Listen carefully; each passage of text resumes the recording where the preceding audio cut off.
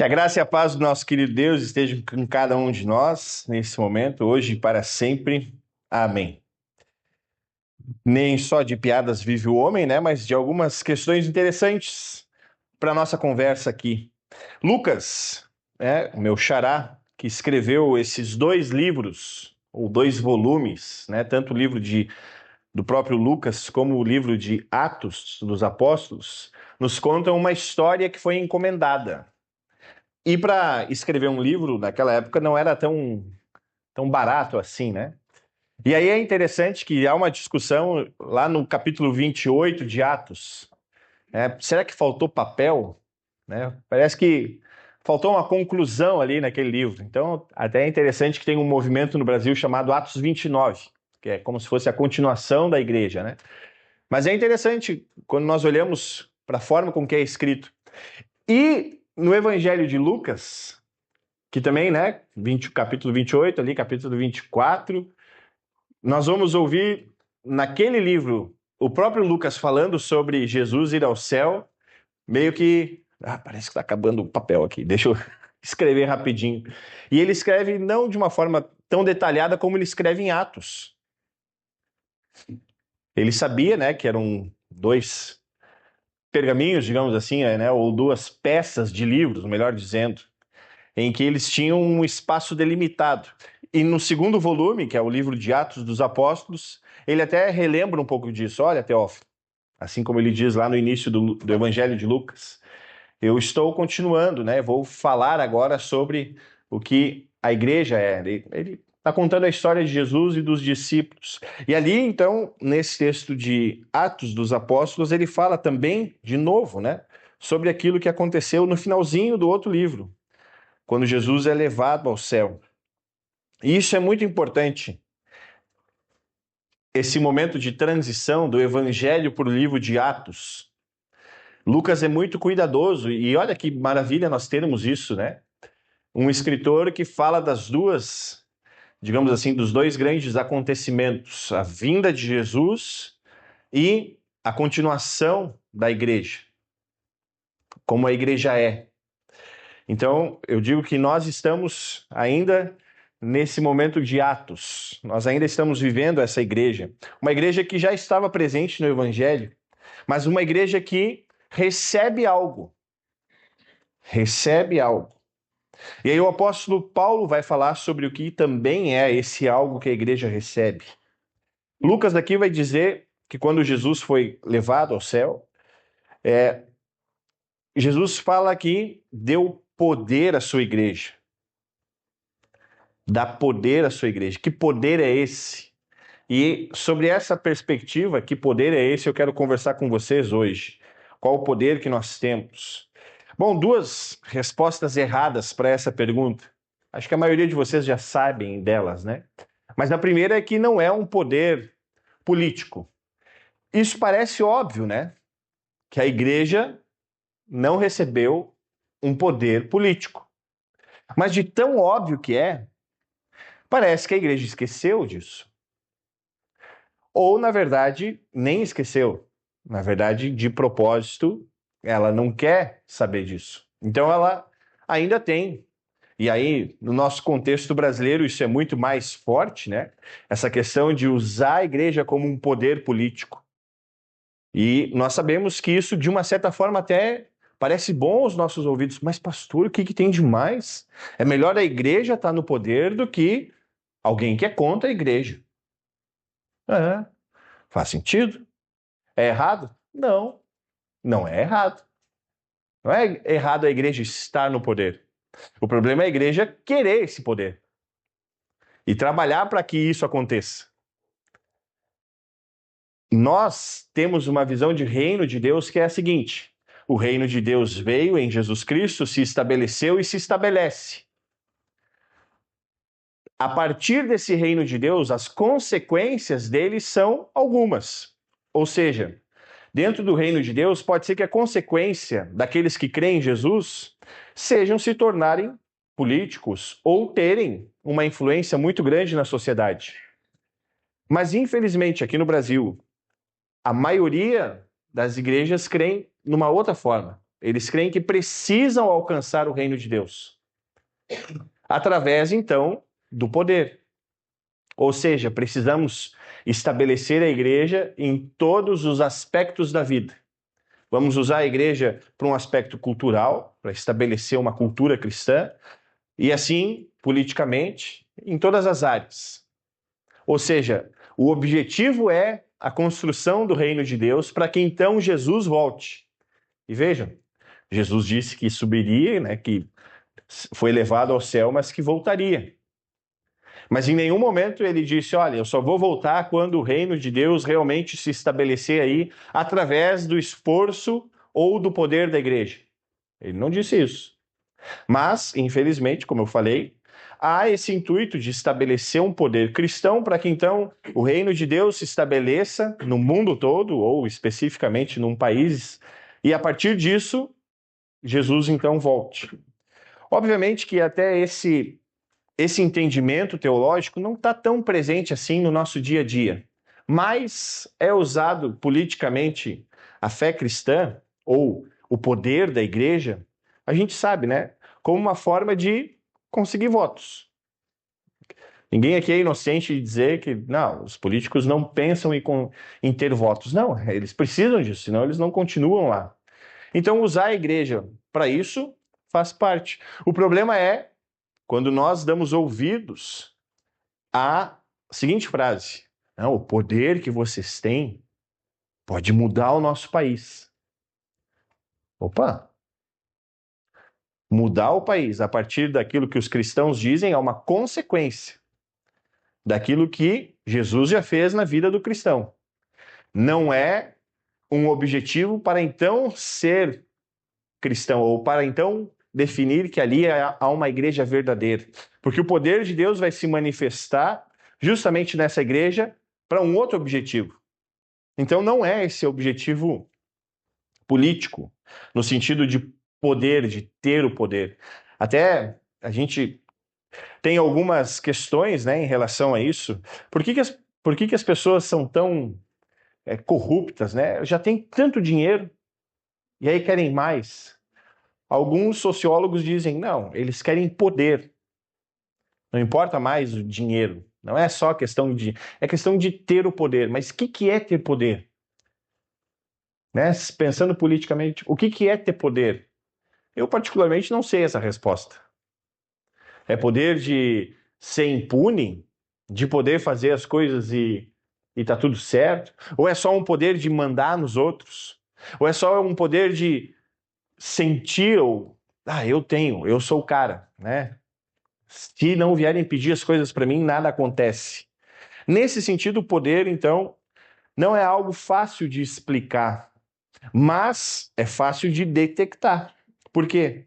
Porque quando nós ouvimos a igreja falando que precisa ter um poder para então estabelecer algo, opa! E eu vou dar um exemplo no fim que vai resolver essa questão também desse poder político. A segunda resposta errada que nós temos para essa questão do poder que foi entregue para a igreja, ela ainda é mais sutil. Pode ser que nesses últimos 30 anos de política, nós já tenhamos aprendido, né? Ah, não deve confiar, a gente não pode confiar em político. Por quê? Porque eles sempre vão de acordo, que nem galo de chaminé, né? De acordo vai com o vento, eles vão indo. Então, nesse sentido, a gente até sabe, olha, não precisamos dar poder para eles. Mas também no nosso cenário cristão, aqui no Brasil, nós temos um outro tipo de poder que a igreja acha que possui, que é o poder de dominar o Espírito Santo. E até eu brinco, né? É o poder de dominar o diabo. Porque eu gosto de brincar e falar, cara, é impressionante, né? O diabo tem hora marcada, dia marcado e lugar marcado para se manifestar. Diabo. O culto de libertação vai começar às 8, lá pelas 8h20, depois do louvor e tudo mais. Aí pode se manifestar. E aí o diabo pergunta, tá, mas onde que eu vou me manifestar? Não, lá na igreja. Aí eu fico pensando, o diabo leva as pessoas para a igreja, né? Leva, porque eles vão se manifestar lá. Mas aquilo é tão chocante quando a gente olha que a gente diz, cara, essas pessoas têm um poder que nós não temos. Elas conseguem dominar o diabo. E aí, então, a partir disso, sempre vai escalando, né? Agora, a igreja evangélica tem um poder de determinar o que o Espírito Santo vai fazer ou não. E até usam essa palavra. Eu determino que aconteça isso na tua vida. Eu determino, Deus, que essa pessoa seja curada, que isso aconteça. As curas existem? Claro que existem, e nós precisamos pedir. Podemos pedir para pessoas que sejam curadas de enfermidades que até os médicos dizem, não, isso aqui não tem mais volta. Mas em nenhum momento nós temos o poder de moldar o Espírito Santo. Jesus diz para nós pedirmos, e ele diz que o Pai nos dá. Mas em nenhum momento nós temos esse poder de ordenar esse pedido que nós temos para que ele se concretize, para que ele aconteça. A igreja não tem o poder de moldar aquilo que o Espírito Santo quer para a sua própria igreja, para aqueles que creem em Jesus Cristo. E esse é um perigo, às vezes, um pouco mais sutil de perceber, porque às vezes nós ouvimos isso. Ah, não, olha só, eu tenho uma revelação aqui para a tua vida. Você precisa se separar do teu marido.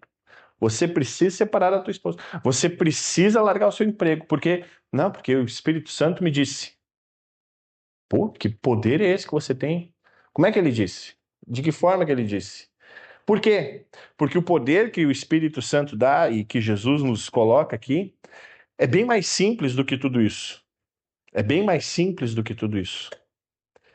Não é esse poder político, não é esse poder de moldar o Espírito Santo de acordo com o que eu quero ou com a vontade que eu preciso. E isso às vezes acontece muito através do sentimento, né? Às vezes nós confundimos o sentimento com algo que Deus está nos dizendo. O sentimento também é uma consequência do poder de Deus na nossa vida. E não o contrário. O sentimento não é uma forma de eu entender que Deus está na minha vida, ou de eu então ter a certeza de que Deus está na minha vida. Não, é por causa de Deus estar na minha vida que eu tenho sentimentos. Vejam, parece bobo isso, mas faz muita diferença. Só que a igreja, de uma certa forma, entendeu isso. A igreja não, os aproveitadores entenderam isso. Eles entenderam que quanto mais você faz com que a pessoa domine ou seja dominada por um sentimento produzido, mais ela vai perceber que Deus está na vida dela. Então a forma que ela tem de confessar e dizer que Deus está na vida dela é através da experiência que ela tem. Não, eu tive uma experiência sensacional com Deus. Não tem como Deus não estar ali. Ok? Mas isso é suficiente? A tua experiência é suficiente para manifestar o poder de Deus? Como eu falei antes, vai ter momentos na nossa vida em que o sentimento e a experiência vão ser uma consequência do poder de Deus na nossa vida. Mas ele não pode ser um definidor desse poder de Deus. Não pode ser algo que vai me dar certeza de que Deus está ali. Por isso que a resposta correta, e vocês já sabem dela, é que o poder de Deus, conforme está ali no texto de Atos 2, é justamente para apontar para quem Jesus é. E lá no texto de Efésios, o apóstolo Paulo vai relembrar isso, que esse poder é para revelar quem Cristo é, quem Jesus é. E esse poder é um poder que, para nós, de uma certa forma, é muito difícil de ouvir. Por quê? Porque o poder de Deus, dado à igreja, inicia na cruz de Cristo, onde não tem poder nenhum, aparentemente. É na cruz que o poder é estabelecido, é nos dado, é entregue. Na ressurreição de Jesus, nós também vemos esse poder sendo entregue a nós. Por quê? Porque é um poder que o Espírito Santo nos caminha, nos conduz, nos direciona para aquele que é o poderoso. E aí nós vamos ouvir no Salmo. Louvamos aquele que é o Criador. Esse é o mesmo Deus que tem todo esse poder de criar o universo, é o mesmo Deus que tem o poder de morrer na cruz, de ressuscitar, e é o mesmo Deus que tem o poder de nos resgatar. Então imagina nós falando isso agora, né? Qual que é o maior poder de Deus que nós temos na nossa vida? É quando Ele nos perdoa. E eu já falei isso em outros momentos, né? Às vezes as pessoas, não, mas lá na igreja de vocês não tem milagre. Eu digo, cara, é milagre do início ao fim do culto. Vocês testemunharam aqui o milagre que aconteceu hoje aqui no culto? Daqui a pouco vai acontecer mais um. Mas vocês viram o milagre que aconteceu no início do culto? Quando o pastor falou que os seus pecados foram perdoados? Que é mais poder que isso? Por isso eu digo para vocês novamente: o poder de Deus se manifesta na vida de cada um de vocês para dizer que o teu pecado está perdoado. Que a morte não prevalece sobre a tua vida. Por quê? Porque Jesus Cristo é este que perdoa. É em Jesus Cristo que nós vemos. E aí sim podemos dizer, experimentamos, vivemos esse perdão. Mas sem esse perdão de Cristo, nenhum poder dado à igreja é suficiente. Você pode conquistar todos os reinos da terra. Assim como os discípulos perguntaram de novo para Jesus lá no texto do Evangelho. Eles falaram, Jesus, é agora que você vai restabelecer o reino de Israel? E Jesus diz, não, não é agora. Eu vou mandar alguém para vocês e este lhe mostrará e guiará pelo poder. O poder de quem? De quem? Do próprio Cristo. É por ele que nós vivemos, é por ele que nós estamos reunidos, e é por causa dele que nós precisamos continuar, assim como o texto nos orienta lá no capítulo 24 de Lucas, a continuarmos, e aí no livro de Atos também, a falar sobre esse poder.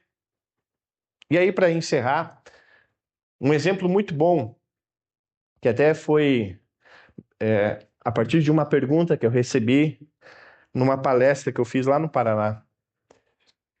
Acabou entrando no assunto de... Eu vou ir para um outro caminho agora, mas eu vou voltar, tá? Acabou indo para um assunto de, pastor, isso que o senhor falou aqui, o senhor seria processado. Eu disse assim, não, é porque não era online, né? Se fosse online, eu não falaria tudo que eu falei. Não, eu estou gravando já. Eu estou produzindo provas contra mim mesmo. Mas por quê? Porque, vejam, as cartas do apóstolo Paulo, de Pedro, de Tiago, foram escritas para cristãos. Para aquelas pessoas que já receberam um poder. Não foi escrita para não cristãos. E veja a confusão, então, que nós fazemos. Quando alguém chega e diz, você é favorável ou é contra o aborto? Eu vou ir por essa opinião. Bom, eu vou dizer que eu sou contra. Por quê? Não, porque eu sou cristão. Bom, você demonstrou aquilo que você confessa, que foi lhe ensinado. Ok, há alguma coisa errada nisso? Não. Mas teve algum poder sendo manifestado ali? Não. Por quê? Porque a pessoa que pergunta isso e não é cristã, isso não vai mudar absolutamente nada na vida dela. Aí então um professor de história até chegou para mim e falou, pastor, mas eu recebi foi bem complicado, porque na minha turma alguém perguntou se eu era favorável à homossexualidade, né? E eu disse que não. Eu falei, pois é, mas quem pediu para você falar não? Aí o pessoal ficou. Por quê? Porque quando nós somos testemunhas de Jesus Cristo em todos os cantos da terra, né, partindo de Jerusalém a todos os momentos, nós vamos falar do poder de Deus. E o poder de Deus, num primeiro momento, não é dizer se nós somos contra ou a favor do aborto, se nós somos favoráveis ou não à homossexualidade. Mas parece que a igreja entendeu que isso é a sua carta de entrada, porque ela acha que o poder se estabelece através disso, do que se estabelece através de quem Jesus é. Então eu disse para eles, antes de você responder aquilo que é óbvio e verdade, você precisa falar quem é Jesus. Porque é a partir do que Jesus é que as nossas respostas acontecem, e não o contrário. Porque o poder está em Cristo. Para que as pessoas mudem a sua mente, é a partir de Jesus que acontece isso. A metanoia, né? Para que as pessoas mudem aquilo que elas são, é só através de Jesus. Não é através de eu falar, não, eu sou contra o aborto. Ninguém vai mudar de opinião por causa disso. Ninguém vai crer em Jesus por causa disso. Por quê? Porque o poder que o Espírito Santo deu à sua igreja é para mostrar quem Jesus é. E aí eu disse para o professor, eu falei, olha, próxima vez que te perguntarem, diga o seguinte, bom, então senta aí que eu vou ter que te contar quem Jesus é. Não, mas eu não quero saber quem Jesus é. Eu só quero saber a tua opinião. Pois é, mas a minha opinião passa por aquilo que Jesus Cristo fez na cruz. Se eu não te contar isso, você não vai entender por que eu penso assim. Você não vai compreender qual é realmente a minha opinião. Só que isso para nós é difícil, né? É mais fácil nós falarmos de um poder mais rápido. Não, eu sou contra. Ah, sou contra. Não, mas por que você é contra? E aí o poder de Deus se manifesta, quando nós então apontamos para Jesus. E esse é o testemunho que nós ouvimos aqui, tanto no texto de Lucas como no texto de Atos. O testemunho, ser minhas testemunhas, é falar e repetir e falar de novo sobre quem Jesus é. Para que então o Espírito Santo haja no coração das pessoas e aí sim possamos nos arrepender dos nossos pecados, possamos mudar a nossa opinião. Mas é a partir do que Jesus faz, ou seja, a partir do poder de Deus. Em nome do nosso Cristo, que vivo está. Amém.